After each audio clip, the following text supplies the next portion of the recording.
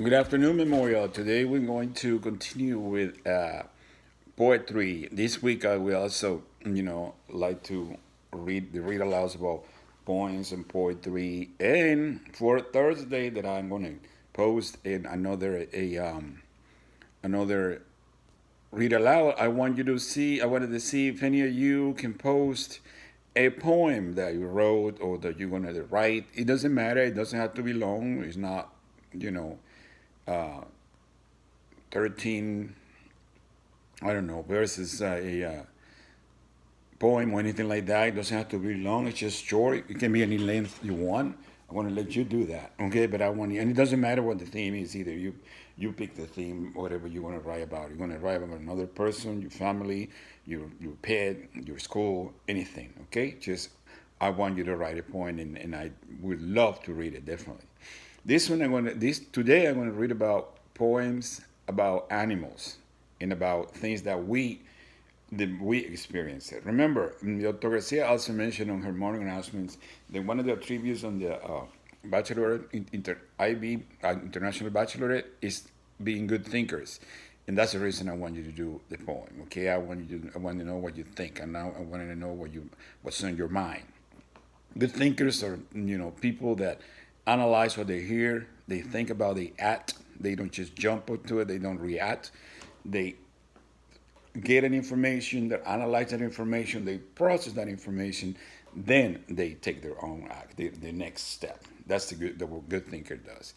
What I think about poetry writers or author, what they do, to me they're excellent communicators because using common words it means something else. But also the person who's reading the poem, it has to be a good communicator because communication doesn't only go one way, it goes two ways. I need to listen, I need to process, I need to be a good thinker to understand exactly what they're trying to say.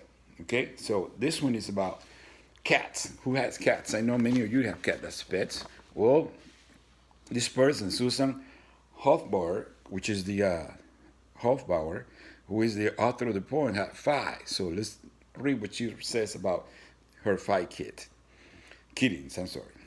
Buster, Sparkle, Newbie, Speedy, and then there is Pixie, our smallest kitty. One, two, three, and four, and five. They're so frisky, they so alive. Sparkle is my number one, 14 years old and so much fun. Purrs and snuggles on my shoulder. She's getting slow and somewhat older. She meows for water from the sink. I turn it on from her to drink. Speed is my number two, proud and handsome, I tell you.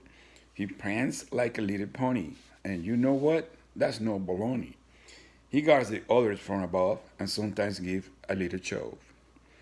Newbie is my number three, chubby, plump as one can be. Always cleaning, always leaking. He tries to run, but his paws keep sticking. He keeps on searching for a hand to scratch under his collar mane. Roster is my number four, always eating more and more.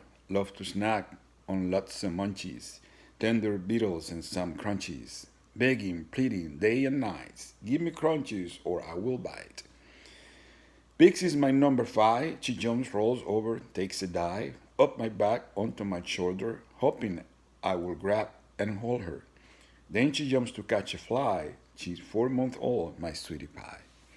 Buster, Sparkle, New and Speedy, and there's Pixie, or smallest kitty. 5, 4, 3, and 2, and 1. I love my kitty cats. They are so much fun. I thought that was fun too.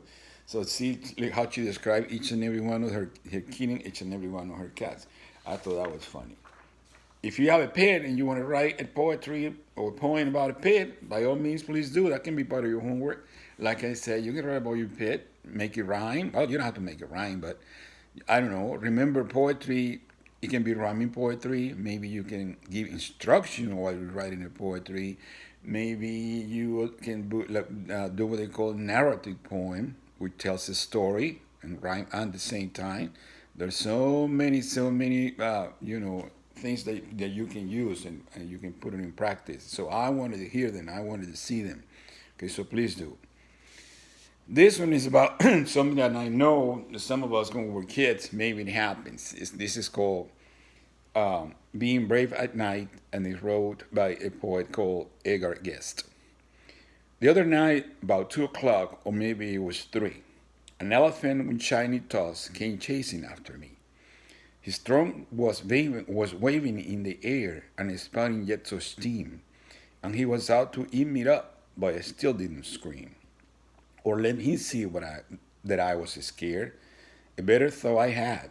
I just escaped from where I was and crawled in bed with Dad. Some of you haven't been scared before. Maybe you want to go when you were little. Oh, I want to sleep with you, mom. Mom, I'm scared. La la la. Oh, that happens to everybody. One time there was a giant who was horrible to see. He had 3 heads and 20 arms, and he came after me. And red hot fire came from his mouth, and every hand was red. And he declared he grind my bones and make them into bread. But I was just too smart for him. I fooled him my bad. Before his hands could color me, I crawled in bed with Dad. God always has to escape. I ain't scared of nothing that comes pestering me at night. Once I was chased by 40 ghosts, all shimmery and white.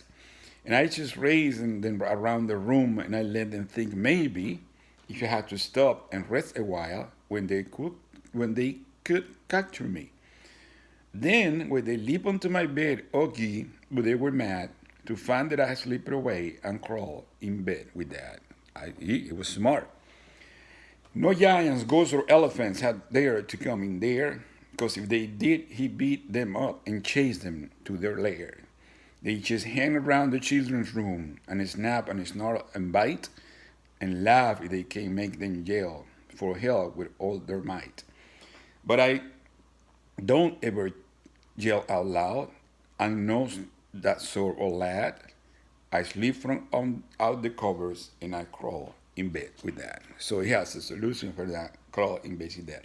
How many of you haven't crawled on mom's bed or dad's bed, or maybe your older brother's bed or someplace else because you were scared at night? That happened to all of us, you know. Okay, you have another thing that you may use. What happened in your dreams, something like that. I want to hear it on Thursday, so please post it in Class Social. Guys, I miss you so much. Big hug from here, and I hope to see you soon. See you later. Be smart.